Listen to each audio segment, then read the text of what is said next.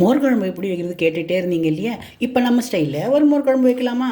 மோர் குழம்புக்கு ஒரு கப்பு தயிர் எடுத்து நல்லா கட்டி போக நல்லா அடித்து வச்சுக்கோங்க. அடித்த தயிரில் கொஞ்சமாக மஞ்சத்தூள் போட்டு தேவையான அளவு உப்பை போட்டு நல்லா மிக்ஸ் பண்ணி வச்சுக்கோங்க.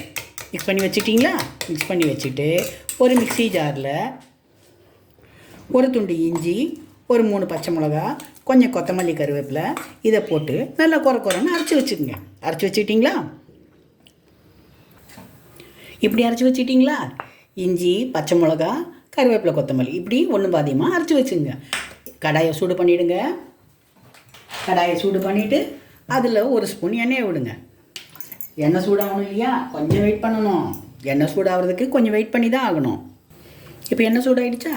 சூடான எண்ணெயில் 2 காஞ்ச மிளகா, கொஞ்சம் கடுகு, கொஞ்சம் வெந்தயம் இதை போட்டு நல்லா கடன்னு வெடிக்கணும். அது வெடிக்கிற வரைக்கும் கொஞ்சம் வெயிட் பண்ணணும். கடுகு பொரிஞ்சிடுச்சா? பக்கத்தில் அரைச்சி வச்சுருக்கீங்களே என்னது? இஞ்சி, பச்சை மிளகா, கருவேப்பிலை, கொத்தமல்லி அதை போட்டுருங்க. அதை போட்டுட்டு நல்லா வதக்குங்க. பச்சை வாசனை போகணும் இல்லையா? நல்லா வதக்கி விடுங்க.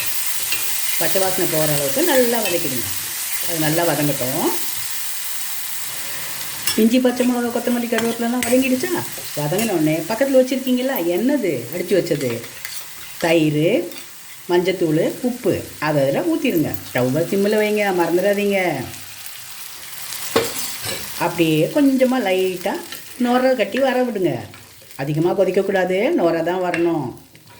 அப்படியே நுரை வரட்டும். கொஞ்சம் நேரம் வெயிட் பண்ணுங்கள். இப்படி நுரை கட்டி வருதா? இந்த பதத்தில் ஸ்டவ் ஆஃப் பண்ணிவிடுங்க. என்னம்மா மணக்குது, வீடே மணக்குது. இந்த மாதிரி மோர் குழம்பு வச்சு கொடுத்தீங்கன்னா உங்கள் வீட்டில் இருக்கவங்கெல்லாம் உங்களே குட்டி போட்ட போன மாதிரி சுற்றி வருவாங்க. வேறு குழம்பே வேண்டாம், எனக்கு மோர் குழம்பே போதும் அப்படின்னு சொல்லுவாங்க. இந்த மாதிரி ஈஸியான மோர் குழம்பை சமைச்சு பேச்சுலர் குழந்தைங்களும், ஃபேமிலியில் இருக்க சின்ன குழந்தைங்களும், வயசு பிள்ளைங்களும் எல்லாருமே இந்த மாதிரி குழம்பு செய்து எல்லாரையும் அப்படியே உங்கள் பக்கமாக திருப்பிங்க. ஓகேவா? ஈஸி மோர் குழம்பு ரெடி.